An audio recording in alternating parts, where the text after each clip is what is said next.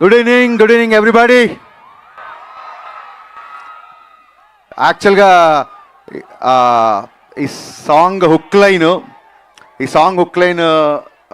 ఆయన నోట్లో నుంచే వినాలి, ముందే ఆయన నోటి నుంచి వింటేనే హై వస్తుంది, ముందు రివీల్ చేయకూడదని చెప్పి దీనికి ఏ ముహూర్తాన ఆరా ఆఫ్ వస్తుందని పెట్టామో, ఇవాళ ఇక్కడికి వచ్చిన ప్రతి ఒక్కళ్ళలో ఆరా కనబడుతుంది. ఆరా అంతా మల్లారెడ్డి విశ్వవిద్యాపీఠలోనే ఉంది. Thank you so much. నిజంగా సండే కదా చాలా తక్కువ మంది వస్తారనుకున్నా, బట్ నేను ఎక్స్పెక్ట్ చేసినట్టు చాలా ఎక్కువ మంది వచ్చారు. Thank you so much. And ఈ ఆపర్చునిటీ ఇచ్చిన ఎంటైర్ మల్లారెడ్డి విశ్వవిద్యాపీఠ్ యాజమాన్యానికి, ప్రీతి రెడ్డి మ్యామ్కి మేము మనస్ఫూర్తిగా థ్యాంక్స్ చెప్పుకుంటున్నాం. Thank you so much. సార్కి, శరత్ సార్కి మనస్ఫూర్తిగా థ్యాంక్స్ చెప్తున్నాం. థ్యాంక్ యూ సో మచ్ అండి. ఒక సినిమాలో ఒక సీన్లో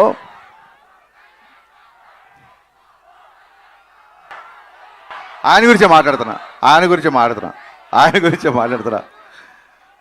సో సినిమాలో ఒక సీన్లో ఈ డైలాగ్ వస్తుంది. ఇదేంటంటే ఆ డైలాగ్ రాసే ముందు ఒక చిన్న నాలో ఉన్న ఆలోచన ఏంటంటే, ఒక 2 decades నుంచి కళ్యాణ్ గారి మేనరిజం చేస్తున్నారు, బట్ దీనికి ఒక వర్బల్ ఎక్స్ప్రెషన్ ఇస్తే బాగుంటుంది, ఇలా అనగానే ఒక మాట గుర్తుకు రావాలి డెఫినెట్గా అన్న థాట్ నుంచి ఆ డైలాగ్ వచ్చింది. ఆ డైలాగ్ వచ్చిన తర్వాత ఈ సాంగ్కి ఇదే హుక్ లైన్ అయితే చాలా బాగుంటుంది అనిపించింది. ఎందుకంటే సినిమాలో ఉన్న ఎమోషన్ నుంచి అది స్టార్ట్ అవుతుంది కాబట్టి ఇది యాప్ట్ అనిపించింది. ఈ హుక్ లైన్ చెప్పగానే ఫస్ట్ డిఎస్పి గారు ఎగిరి గంతేశారు. అసలు అంటే ఒక ఫిలాసఫీ చెప్తూ కూడా, ఒక మాస్ హుక్ లైన్తో కూడా ఒక ఫిలాసఫీ చెప్పొచ్చు అన్న టైప్లో ఆయన ఒక కాంప్లిమెంట్ ఇచ్చారు. ఆ తర్వాత ఆ ఆరాకి ఖచ్చితంగా ఆస్కార్ పెన్నే కావాలి అనిపించింది. ఇమ్మీడియట్గా మా బోసన్న దగ్గరికి వెళ్ళా. బోసన్నకి నాకు రిలేషన్ అసిస్టెంట్ డైరెక్టర్గా ఉన్నప్పటి నుంచి, నేను డైరెక్టర్ అవ్వక ముందు నుంచి నన్ను చూస్తున్నాడు. మళ్ళీ నాకు ఆటోగ్రాఫు, గబ్బర్ సింగ్ ఈ రోజులు గుర్తొచ్చాయన్న. కంటిన్యూగా అంటే సాంగ్ వచ్చేంత వరకు బోస్ గారు నేను హోటల్లో చెక్ ఇన్ అయ్యామంటే లిరిక్ పేపర్తోనే బయటికి వెళ్ళాం. ఇంకా హోటల్ విడిచిపెట్టి బయటికి వెళ్ళలేదు. నాకు తెలిసి ఒక 2-3 రోజులే కూర్చున్నాము. బట్ ఫస్ట్ డే ఒక 4 hours, సెకండ్ ఒక 8 hours సాంగ్ అయిపోయింది. యాక్చువల్గా ఫస్ట్ డేనే దేవి గారికి వినిపిద్దాం అనుకున్నాం, లేదు ఇంకొకసారి మళ్ళీ డబల్ చెక్ చేసుకుని ఆయన వినిపిద్దామని చెప్పి రెండో రోజు మళ్ళీ కూర్చొని మళ్ళీ కొన్ని లైన్లు యాడ్ చేసి అప్పుడు దేవి గారికి వినిపించాము. ఇది ఇప్పుడు కళ్యాణ్ గారి మీద నాకున్న ప్రేమ, అభిమానం, రెస్పెక్ట్ మీకు అందరికీ తెలుసు. బట్ ఈ సాంగ్కి ఏంటంటే ఇది ఒక అభిమానంతో వచ్చిన పాట కాదు, కంప్లీట్గా ఆయన లైఫ్ స్టైల్ని, ఆయన జర్నీని, అభిమానం కంటే ఎక్కువ కూడా ఒక అవగాహనతో వచ్చిన సాంగ్ ఇది. సో అంటే ప్రతి ఫ్యాన్ మనసులో తన గురించి ఏమనుకుంటాడో కళ్యాణ్ గారి వ్యక్తిత్వాన్ని యాజ్ ఇట్ ఈజ్గా ప్రతిబింబిస్తూ ప్రతి లైన్, అంటే హీరోయిజం సాంగ్స్ రాసినప్పుడు ఏమవుతుందంటే ఒక లైన్ రాస్తే అది ఏ హీరోకైనా సూట్ అయ్యేలా ఉంటుంది యాక్చువల్గా, డెఫినెట్గా హీరో ఎలివేషన్స్ రాస్తున్నప్పుడు. బట్ ఈ పాట నేను ఇందాక ముందే వీడియోలో చెప్పినట్టు మీరు ఏ లైన్ విన్నా కళ్యాణ్ గారికి గుర్తొస్తారు. ఫర్ ఎగ్జాంపుల్ బోస్ గారు చెప్పినట్టు కళ్యాణ్ గారి జర్నీ అటు సినిమాలు కానీ అటు పాలిటిక్స్ కానీ అంత ఈజీగా రాలా, ఊరికే ఓవర్ నైట్లో వచ్చేలా. సో ఆ జర్నీ ఎంత కఠినో మన అందరికీ తెలుసు. సో దానికి సంబంధించిన లైన్, నా ఫేవరెట్ లైన్ ఏంటంటే, మెత్తని మట్టిలో మొలిచిన మొలకవు కాదోయ్ నువ్వు, బండరాళ్లను బద్దలు కొట్టిన మొండి మొక్కవు నువ్వు. ఈ లైన్ నాకు నా ఫేవరెట్ లైన్. అంటే ప్రతి లైన్ నా ఫేవరెట్ లైన్సే లిరిక్స్లో ఉన్నాయి, బట్ ఎక్కువగా హత్తుకునే లైన్ ఇది. అలాగే అసలు డబ్బుకి ఏ మాత్రం కూడా అంటే దాన్ని ఏమంటారు, డబ్బుకు లొంగని వ్యక్తి అని గట్టిగా చెప్పవచ్చు. ఎందుకంటే ఇట్స్ నా పర్సనల్ ఎక్స్పీరియన్స్. గబ్బర్ సింగ్ తర్వాత మా కాంబినేషన్లో చాలామంది సినిమాలు, కొంతమంది కార్పొరేట్ వాళ్ళు వచ్చి యాడ్స్ ట్రై చేద్దామంటే కళ్యాణ్ గారికి 2012లోనే, ఆ రోజుల్లోనే ఆల్మోస్ట్ అప్పటికి పాన్ ఇండియా అనే టర్మే లేదు, కానీ ఆల్మోస్ట్ షారుఖ్ ఖాన్ యాడ్స్కి తీసుకున్నంత రెమ్యునరేషన్ ఆఫర్ చేశారు కళ్యాణ్ గారికి. బట్ ఆయన ఆ కార్పొరేట్ ప్రొడక్ట్స్ కొన్ని ప్రొడక్ట్స్ హెల్దీ కాదని, కొన్ని ప్రొడక్ట్స్ కిడ్స్కి మంచిది కాదని చెప్పి ఆయన రిలీజ్ చేశారు. ఆ యాడ్ నన్ను తీయమన్నారు. నా కళ్ళ ముందు ఆయన కొన్ని కోట్ల రిలీజ్ చేసే యాడ్స్ని రిజెక్ట్ చేశారు. ఇంకోళ్ళు చేయడం ఈయనకి చేయకపోవడం అని కంపారిజన్ కాదు, ఎవరి ధోరణి వాళ్ళది. బట్ ఆయన వ్యక్తిత్వాన్ని ప్రస్ఫుటించేలాగా, అందుకే ఎక్కడన్నా తనకి నెగటివ్ ఉన్నా, ఎక్కడన్నా తనకి ప్రతిబింబక ఉన్నా చొచ్చుకెళ్ళే తత్వం అయింది. అందుకే ఆ లైన్ వచ్చింది, ఏటికి ఎదురీదడం అంటే ఎవ్రీడే ముందుంటాడు. ఎదురీదడం అంటే ఎవరైనా భయపడతారు, ఏటికి ఎదురీదడం అంటే ఎవ్రీడే ముందుంటాడు. ఎవరెస్ట్ అంతటి ధనరాశిని ఎంట్రుకలా విసిరేస్తాడు. సో ఈ జర్నీ అంతా ఈ సాంగ్లో పెట్టడానికి ట్రై చేసాము.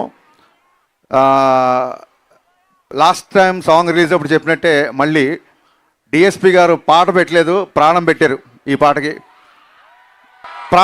పాటకి. ఆయన నేను ఆల్మోస్ట్ ఒక 1 వీక్ 10 days నాకు తెలిసి ఈ పాటకు స్పెండ్ చేసిన టైం మనం ఏ సాంగ్కి స్పెండ్ చేయలేదు. చాలా రోజులు నేను ఒక 5-6 సార్లు ఈ పాటకి చెన్నై వెళ్ళాల్సి వచ్చింది. ఆయన కొన్నిసార్లు బాగా వచ్చిందంటే ఓకే అన్నప్పుడు కాదు కదా ఇంకా బెటర్గా చేస్తాను, కొన్నిసార్లు సార్ ఇది ఎక్కువ బీజం ఏదో మార్చాలని. ఈ సాంగ్కైనా తర్జన భర్జనలు మామూలు విషయం కాదు. But we are seeing the result today. Thank you sir. అంటే మీరందరూ కళ్యాణ్ గారికి రిలీజ్ అప్పుడు పాలాభిషేకం చేస్తారు కదా, దేవి గారు పాటాభిషేకం చేశారు, కళ్యాణ్ గారికి పాటాభిషేకం చేశారు ఈ పాటతో. అలాగే మా బోస్ గారు తన ఇంకుతో ఈ పాటకి అన్న శిరాభిషేకం చేసావు నీ శిరాతో, అందుకే ఈ పాట ఇలా వచ్చింది. Thank you so much. ఎక్కడికి వెళ్ళిన అడుగుతున్నారు ఉస్తాద్ భగత్ సింగ్ ఎలా ఉంటుంది. Now it's high time, release దగ్గర పడుతుంది. March 26th ఈ సినిమా రిలీజ్ అవుతుంది.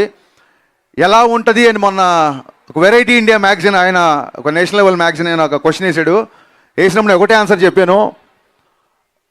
పవన్ కళ్యాణ్ గారి ఫ్యాన్స్, జనరల్ సినిమా ఆడియన్స్ ఏమేం కోరుకుంటున్నారో అన్నీ, ఎవ్రీథింగ్ A to Z పుష్కలం, యూ నేమ్ ఇట్. పాటలు, డ్యాన్సులు, డైలాగ్స్, ఎంటర్టైన్మెంటు, యాక్షను, ఈవెన్ చాలామంది కల్ట్ ఫ్యాన్స్ ఆయన డ్రెస్సింగ్ స్టైల్ ఫాలో అవుతుంటారు. ఆయన డ్రెస్సింగ్ స్టైలు అండ్ ఎంత పర్టికులర్ అంటే మీ అందరికీ నచ్చే హెయిర్ స్టైల్, డ్రెస్ స్టైల్ ఒకటే కాదు, మీ అందరికీ నచ్చే హెయిర్ స్టైలు. 2 గంటల 30 నిమిషాలు సినిమాలో 2 గంటలు తృప్తిగా పవన్ కళ్యాణ్ గారిని చూసుకుంటారు. 2 గంటలు పవన్ కళ్యాణ్ గారు మేము ముందుంటారు. ఆయన మనస్ఫూర్తిగా నవ్వి ఈ సినిమాల్లో చాలా కాలం అయింది.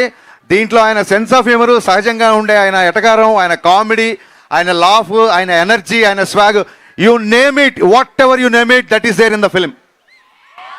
సో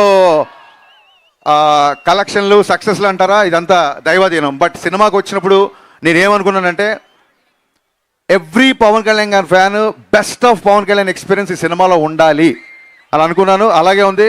కళ్యాణ్ గారు లాస్ట్ సినిమా చెప్పినట్టు కళ్యాణ్ గారు ప్రాణం పెట్టి పనిచేశారు ఈ సినిమాకి. కొన్నిసార్లు పగలు అక్కడ మంగళగిరిలో ఉండి నైట్ ఇక్కడికి వచ్చేసేవాళ్ళు. 18 గంటలు, రోజుకి 18 గంటలు కళ్యాణ్ గారు పనిచేసే సందర్భాలు ఉన్నాయి ఈ సినిమాకి. అండ్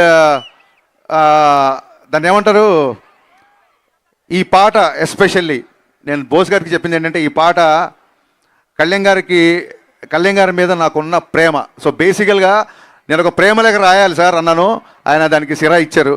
థ్యాంక్ యూ బోస్ అన్న, థ్యాంక్ యూ సో మచ్. ఈ పాటే కాదు, సినిమాలో ఏ పాట అయినా సరే చాలా గ్రాండ్గా, చాలా విజువల్లీ ఒక ఫీస్ట్ లాగా ఉంటుంది. దానికి రీజన్ నన్ అదర్ దాన్ మా ప్రొడ్యూసర్లు నవీన్ గారు, రవి గారు. వాళ్ళిద్దరు లిటరల్గా ఒక 3 ఏళ్ళు నన్ను భుజాల మీద మోసారు. భుజాల మీద మోసారంటే లిటరల్గా కాదు, వాళ్ళ హైట్కి ఎవరైనా భుజాలు ఎక్కితే మట్టు కింద పడిపోతారు. వాళ్ళు జాగ్రత్త ప్లాన్ చేసుకున్నారు. సో భుజాల మీద పోయడం ఏంటంటే ఏ రోజు కూడా, అంటే కొంచెం ప్రాజెక్ట్ మేము అనుకున్న దానికంటే డిలే అయింది కాబట్టి ఏ రోజు కూడా చిన్నపాటి అసహనం కానీ చిన్నపాటి నిరాశ కానీ లేకుండా ప్రొడక్షన్లో నేను అడిగిందే కాదు, నేను అడిగిన దానికంటే ఎక్కువ ఇచ్చారు. వాళ్ళు చిన్న ట్రాఫిక్లో ఇరుక్కున్నారు. They are on the way, any moment they will be reaching here. So Naveen గారికి, రవి గారికి అండ్ డే అండ్ నైట్ కష్టపడుతున్న మళ్ళీ మా డిపార్ట్మెంట్కి, దేవి గారు ఎన్ని థ్యాంక్స్ చెప్పినా, అంటే నాకు చాలాసార్లు అనిపిస్తుంది ఇళయరాజా గారు, ఆర్డి బర్మన్, ఏఆర్ రెహమాన్, దేవి గారు వీళ్ళందరూ కేవలం మ్యూజిక్ చేయడానికే పుట్టారేమో, వీళ్ళకి మ్యూజిక్ చేయడం తప్ప ఇంకే పని రాదేమో అనిపిస్తుంది.